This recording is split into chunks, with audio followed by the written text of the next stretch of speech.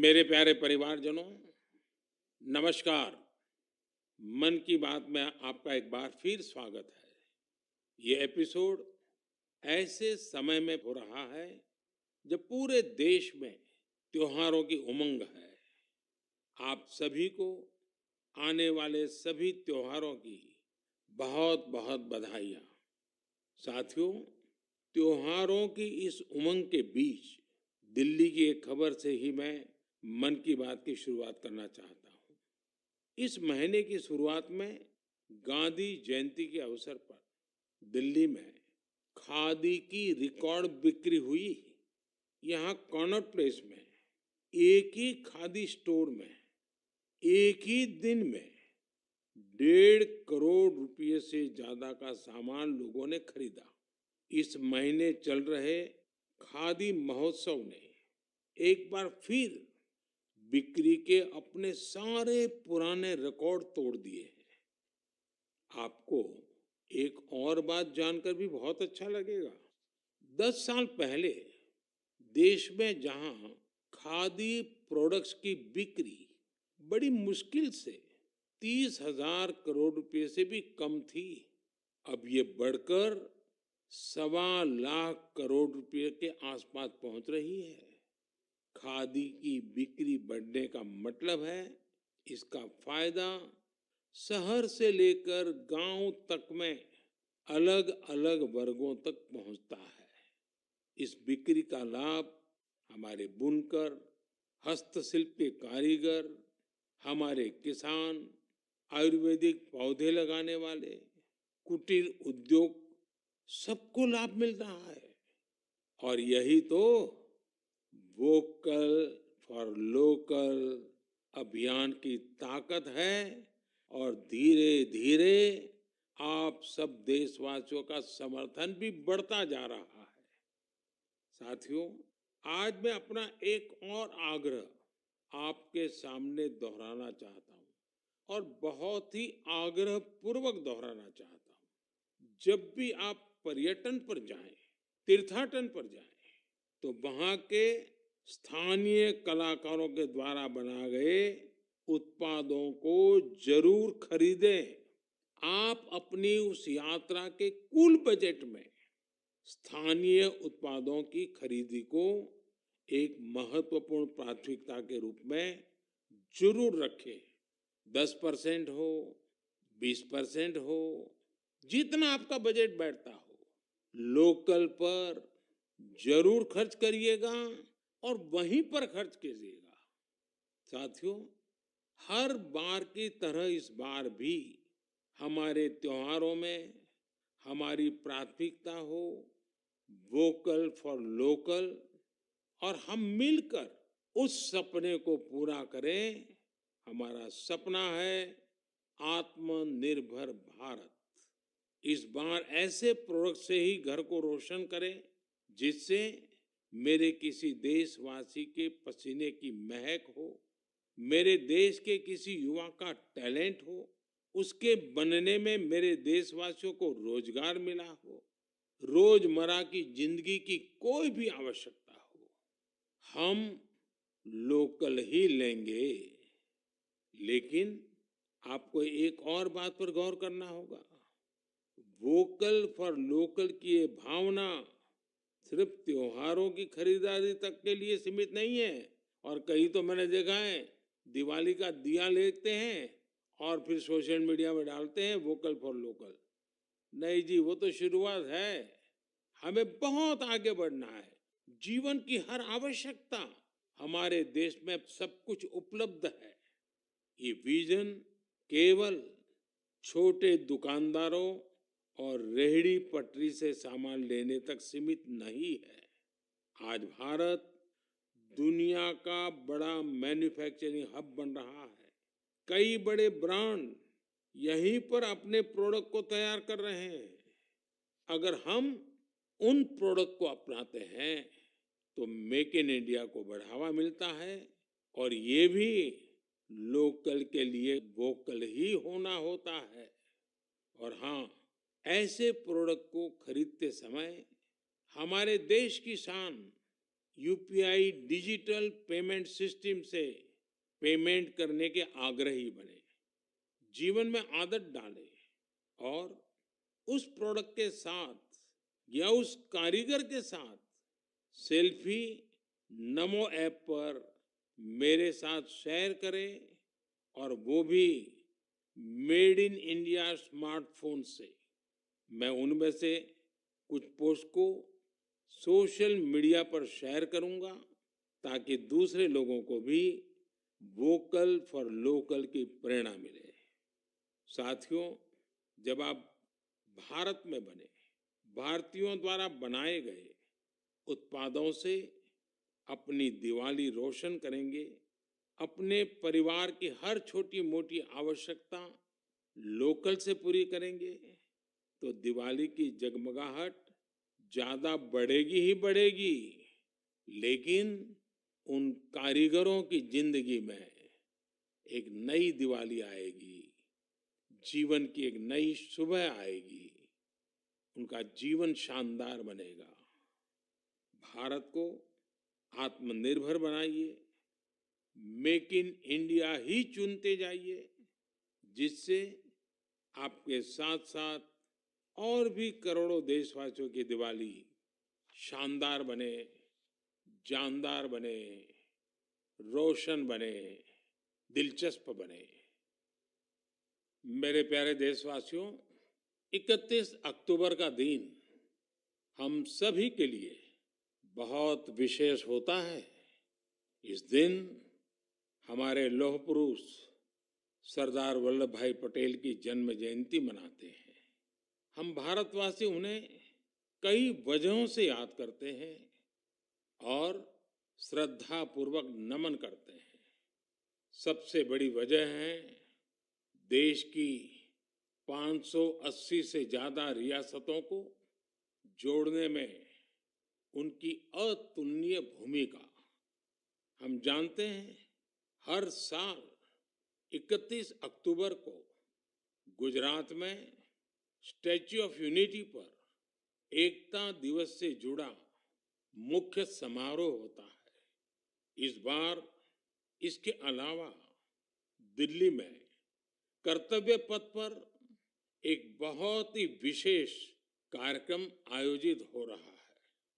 आपको याद होगा, मैंने पिछले दिनों देश के हर गांव से, हर घर से मिट्टी संग्रह करने का आग्रह किया था। हर घर से मिट्टी संग्रह करने के बाद उसे कलश में रखा गया और फिर अमृत कलश यात्राएं निकाली गई। देश के कोने कोने से एकत्रित की गई ये माटी, ये हजारों अमृत कलश यात्राएं अब दिल्ली पहुंच रही है। यहां दिल्ली में उस मिट्टी को एक विशाल भारत कलश में डाला जाएगा और इसी पवित्र मिट्टी से दिल्ली में अमृत वाटिका का निर्माण होगा। यह देश की राजधानी के हृदय में अमृत महोत्सव की भव्य विरासत के रूप में मौजूद रहेगी। 31 अक्टूबर को ही देश भर में पिछले 2.5 साल से चल रहे आजादी के अमृत महोत्सव का समापन होगा। आप सभी ने मिलकर इसे दुनिया में सबसे लंबे समय तक चलने वाले महोत्सव में से एक बना दिया। अपने सेनानियों का सम्मान हो या फिर हर घर तिरंगा, आजादी के अमृत महोत्सव में लोगों ने अपने स्थानीय इतिहास को एक नई पहचान दी है। इस दौरान सामुदायिक सेवा की भी अद्भुत मिसाल देखने को मिली है। साथियों, मैं आज आपको एक और खुशखबरी सुना रहा हूं और विशेष करके मेरे नौजवान बेटे बेटियों को, जिनके दिलों में देश के लिए कुछ करने का जज्बा है, सपने हैं, संकल्प है। ये खुशखबरी देशवासियों के लिए तो है ही है। मेरे नौजवान साथियों, आपके लिए सविशेष है।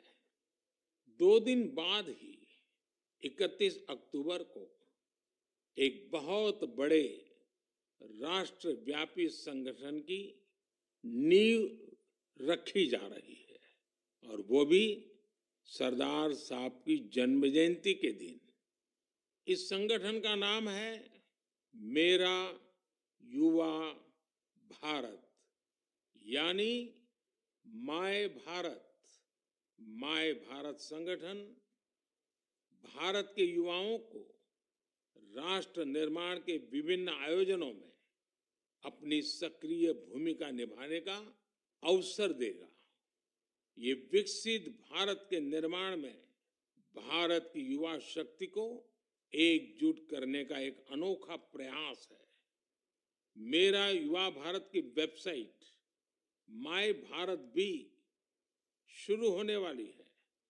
मैं युवाओं से आग्रह करूंगा, बार बार आग्रह करूंगा कि आप सभी मेरे देश के नौजवान, आप सभी मेरे देश के बेटे बेटी mybharat.gov.in पर रजिस्टर करें और विभिन्न कार्यक्रम के लिए साइन अप करें। 31 अक्टूबर को पूर्व प्रधानमंत्री श्रीमती इंदिरा गांधी जी की पुण्यतिथि भी है। मैं उन्हें भी भावभीनी श्रद्धांजलि अर्पित करता हूं। मेरे परिवारजनों, हमारा साहित्य, लिटरेचर एक भारत श्रेष्ठ भारत की भावना को प्रगाढ़ करने के सबसे बेहतरीन माध्यमों से एक है। मैं आपके साथ तमिलनाडु की गौरवशाली विरासत से जुड़े दो बहुत ही प्रेरक प्रयासों को साझा करना चाहता हूं। मुझे तमिल की प्रसिद्ध लेखिका बहन शिवशंकरी जी के बारे में जानने का अवसर मिला है। उन्होंने एक प्रोजेक्ट किया है, नीट इंडिया थ्रू लिटरेचर। इसका मतलब है साहित्य से देश को एक धागे में पिरोना और जोड़ना। वे इस प्रोजेक्ट पर बीते 16 सालों से काम कर रही है। इस प्रोजेक्ट के जरिए उन्होंने 18 भारतीय भाषाओं में लिखे साहित्य का अनुवाद किया है। उन्होंने कई बार कन्याकुमारी से कश्मीर तक और इम्फाल से जैसलमेर तक देश भर में यात्राएं की ताकि अलग अलग राज्यों के लेखकों और कवियों के इंटरव्यू कर सके। शिवशंकरी जी ने अलग अलग जगहों पर अपनी यात्रा की, ट्रैवल कमेंट्री के साथ उन्हें पब्लिश किया है। ये तमिल और अंग्रेजी दोनों भाषाओं में है। इस प्रोजेक्ट में 4 बड़े वॉल्यूम्स हैं और हर वॉल्यूम भारत के अलग अलग हिस्से को समर्पित है। मुझे उनकी इस संकल्प शक्ति पर गर्व है। साथियों, कन्याकुमारी के थिरु A.K. पेरुमल जी का काम भी बहुत प्रेरित करने वाला है। उन्होंने तमिलनाडु के ये जो स्टोरी टेलिंग ट्रेडिशन है उसको संरक्षित करने का सराहनीय काम किया है। वे अपने इस मिशन में पिछले 40 सालों से जुटे हैं। इसके लिए वे तमिलनाडु के अलग अलग हिस्सों में ट्रैवल करते हैं और फोक आर्ट फोरम्स को खोजकर उसे अपनी बुक का हिस्सा बनाते हैं। आपको जानकर आश्चर्य होगा कि उन्होंने अब तक ऐसी करीब 100 किताबें लिख डाली हैं। इसके अलावा पेरुमल जी का एक और भी पैशन है। तमिलनाडु के टेम्पल कल्चर के बारे में रिसर्च करना उन्हें बहुत पसंद है। उन्होंने लेदर पपेट्स पर भी काफी रिसर्च की है, जिसका लाभ वहां के स्थानीय लोक कलाकारों को हो रहा है। शिवशंकरी जी और A.K. पेरुमल जी के प्रयास हर किसी के लिए एक मिसाल है। भारत को अपनी संस्कृति को सुरक्षित करने वाले ऐसे हर प्रयास पर गर्व है जो हमारी राष्ट्रीय एकता को मजबूती देने के साथ ही देश का नाम, देश का मान, सब कुछ बढ़ाएं। मेरे परिवारजनों, आने वाले 15 नवंबर को पूरा देश जनजातीय गौरव दिवस मनाएगा। ये विशेष दिन भगवान बिरसा मुंडा की जन्म जयंती से जुड़ा है। भगवान बिरसा मुंडा हम सबके हृदय में बसे हैं। सच्चा साहस क्या है और अपनी संकल्प शक्ति पर अड़िग रहना किसे कहते हैं, ये हम उनके जीवन से सीख सकते हैं। उन्होंने विदेशी शासन को कभी स्वीकार नहीं किया। उन्होंने ऐसे समाज की परिकल्पना की थी जहां अन्याय के लिए कोई जगह नहीं थी। वे चाहते थे कि हर व्यक्ति को सम्मान और समानता का जीवन मिले। भगवान बिरसा मुंडा ने प्रकृति के साथ सद्भाव से रहना, इस पर भी हमेशा जोर दिया। आज भी हम देख सकते हैं कि हमारे आदिवासी भाई बहन प्रकृति की देखभाल और उसके संरक्षण के लिए हर तरह से समर्पित है। हम सबके लिए हमारे आदिवासी भाई बहन का ये काम बहुत बड़ी प्रेरणा है। साथियों, कल यानी 30 अक्टूबर को गोविंद गुरुजी की पुण्यतिथि भी है। हमारे गुजरात और राजस्थान के आदिवासी और वंचित समुदायों के जीवन में गोविंद गुरुजी का बहुत विशेष महत्व रहा है। गोविंद गुरुजी को भी मैं अपनी श्रद्धांजलि अर्पित करता हूँ। नवंबर महीने में हम मानगढ़ नरसंहार की बरसी भी मनाते हैं।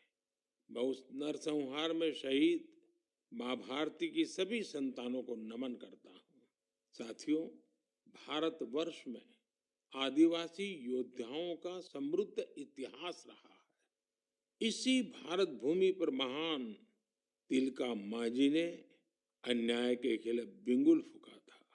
इसी धरती से सिद्धो कान्हू ने समानता की आवाज उठाई। हमें गर्व है कि जन योद्धा टंट्या भील ने हमारी धरती पर जन्म लिया। हम शहीद वीर नारायण सिंह को पूरी श्रद्धा के साथ याद करते हैं, जो कठिन परिस्थितियों में अपने लोगों के साथ खड़े रहे। वीर रामजी गौंड हो, वीर गुंडा धूर हो, भीमा नायक हो, उनका साहस आज भी हमें प्रेरित करता है। अल्लूरी सीताराम राजू ने आदिवासी भाई बहनों में जो अलग जगाई, उसे देश आज भी याद करता है। नॉर्थ ईस्ट में कियांग नोबांग और रानी गाइदिन्ल्यू जैसे स्वतंत्रता सेनानियों से भी हमें काफी प्रेरणा मिलती है। आदिवासी समाज से ही देश को राजमोहिनी देवी और रानी कमलापति जैसी वीरांगनाएं मिली। देश इस समय आदिवासी समाज को प्रेरणा देने वाली रानी दुर्गावती जी की 500वीं जयंती मना रही है। मैं आशा करता हूं कि देश के अधिक से अधिक युवा अपने क्षेत्र की आदिवासी विभूतियों के बारे में जानेंगे और उनसे प्रेरणा लेंगे। देश अपने आदिवासी समाज का कृतज्ञ है, जिन्होंने राष्ट्र के स्वाभिमान और उत्थान को हमेशा सर्वोपरि रखा है। मेरे प्यारे देशवासियों, त्योहारों के इस मौसम में इस समय देश में स्पोर्ट्स का भी परचम लहरा रहा है। पिछले दिनों एशियन गेम्स के बाद पैरा एशियन गेम्स में भी भारतीय खिलाड़ियों ने जबरदस्त कामयाबी हासिल की है। इन खेलों में भारत ने 111 मेडल जीतकर एक नया इतिहास रच दिया है। मैं पैरा एशियन गेम्स में हिस्से लेने वाले सभी एथलीट्स को बहुत बहुत बधाई देता हूं। साथियों, मैं आपका ध्यान special Olympics world summer games की ओर भी ले जाना चाहता हूं। इसका आयोजन बर्लिन में हुआ था। ये प्रतियोगिता हमारे इंटेलेक्चुअल डिसेबिलिटीज वाले एथलीटों की अद्भुत क्षमता को सामने लाती है। इस प्रतियोगिता में भारतीय दल ने 75 गोल्ड मेडल सहित 200 पदक जीते। रोलर स्केटिंग हो, बीच वॉलीबॉल हो, फुटबॉल हो या लॉन टेनिस, भारतीय खिलाड़ियों ने मेडल्स की झड़ी लगा दी।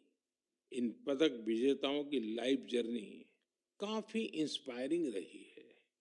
हरियाणा के रणवीर सैनी ने गोल्फ में गोल्ड मेडल जीता है। बचपन से ही ऑटिज्म से जूझ रहे रणवीर के लिए कोई भी चुनौती गोल्फ को लेकर उनके जुनून को कम नहीं कर पाई। उनकी माँ तो यहाँ तक कहती हैं कि रणवीर की वजह से परिवार में आज सब गोल्फर बन गए हैं। पुडुचेरी के 16 साल के टी विशाल ने 4 मेडल जीते।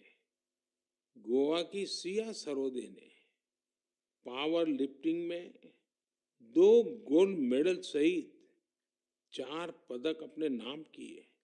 9 साल की उम्र में अपनी मां को खोने के बाद भी उन्होंने खुद को निराश नहीं होने दिया। छत्तीसगढ़ के दुर्ग के रहने वाले अनुराग प्रसाद ने पावर लिफ्टिंग में 3 गोल्ड और 1 सिल्वर मेडल जीता है। ऐसी ही प्रेरक गाथा झारखंड के इंदु प्रकाश की है, जिन्होंने साइकिलिंग में 2 मेडल जीते हैं। बहुत ही साधारण परिवार से आने के बावजूद इंदु ने गरीबी को कभी अपनी सफलता के सामने दीवार नहीं बनने दिया। मुझे विश्वास है कि इन खेलों में भारतीय खिलाड़ियों की सफलता इंटेलेक्चुअल डिसेबिलिटीज का मुकाबला कर रहे अन्य बच्चों और परिवारों को भी प्रेरित करेगी। मेरी आप सबसे भी प्रार्थना है, आपके गांव में, आपके गांव के अगल बगल में ऐसे बच्चे जिन्होंने इस खेलकूद में हिस्सा लिया है या विजयी हुए हैं, आप सपरिवार उनके साथ जाइए, उनको बधाई दीजिए और कुछ पल उन बच्चों के साथ बिताइए। आपको एक नया ही अनुभव होगा। परमात्मा ने उनके अंदर ऐसी एक शक्ति भरी है, आपको भी उसके दर्शन का मौका मिलेगा। जरूर जाइएगा। मेरे परिवारजनों, आप सभी ने गुजरात के तीर्थ क्षेत्र अंबाजी मंदिर के बारे में तो अवश्य ही सुना होगा।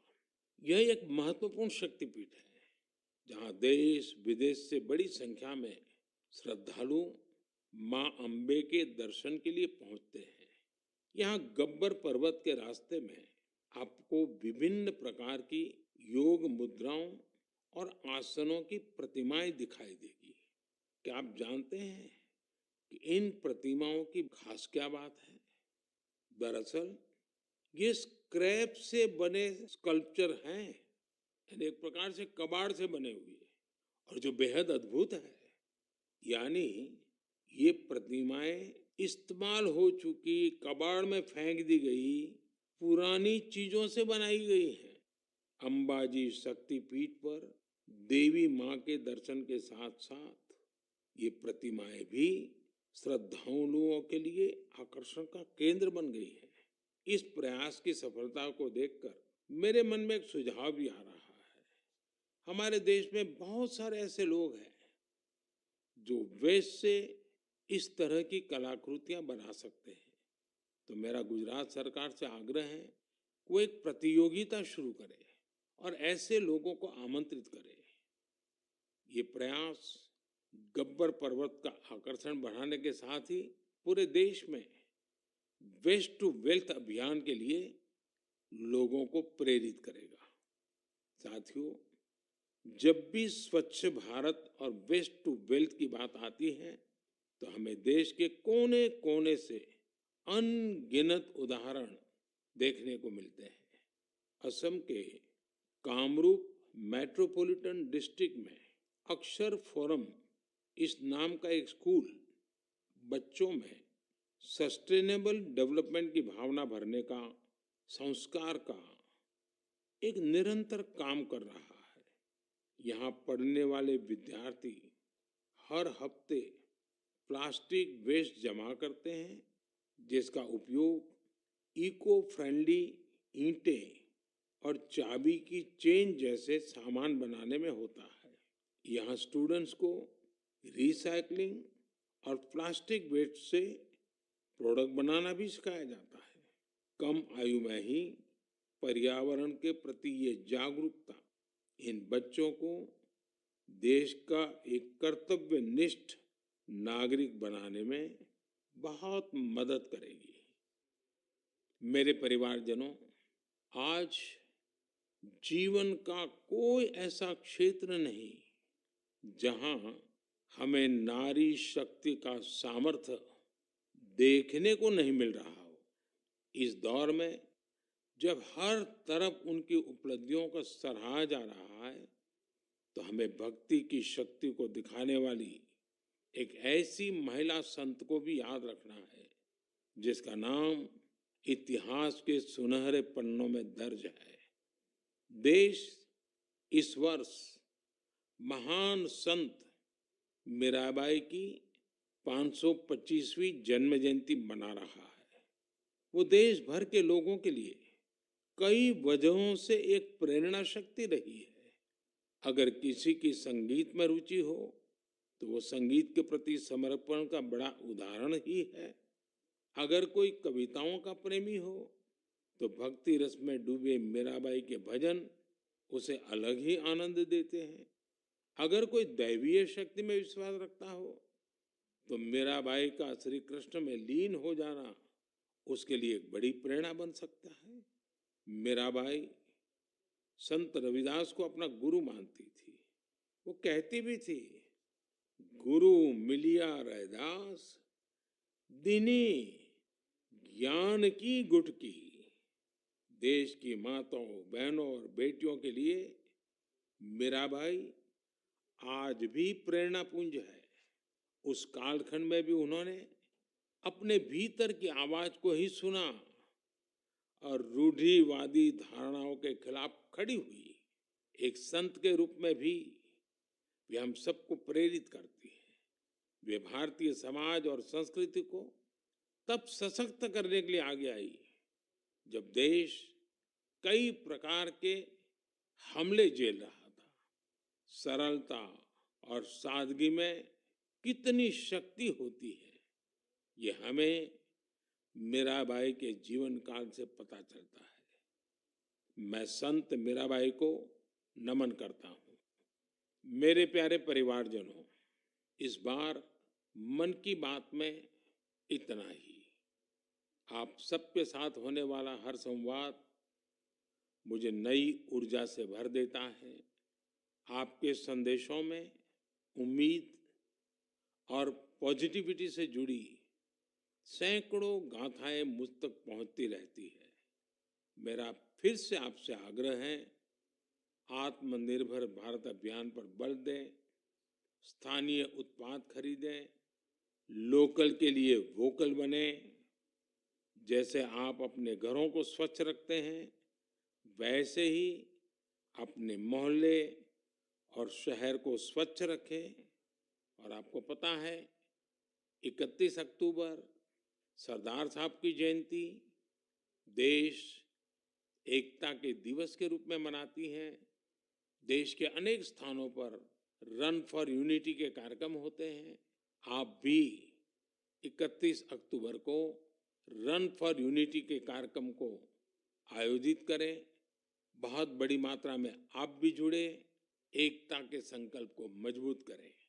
एक बार फिर मैं आने वाले त्योहारों के लिए अनेक अनेक शुभकामनाएं देता हूं। आप सभी परिवार समेत खुशियां मनाएं, स्वस्थ रहें, आनंद में रहें, यही मेरी कामना है। और हाँ, दिवाली के समय कहीं ऐसी गलती न हो जाए कि कहीं आग की कोई घटनाएं हो जाएं, किसी के जीवन को खतरा हो जाए तो आप जरूर संभालिए, खुद को भी संभालिए और पूरे क्षेत्र को भी संभालिए। बहुत बहुत शुभकामनाएं, बहुत बहुत धन्यवाद।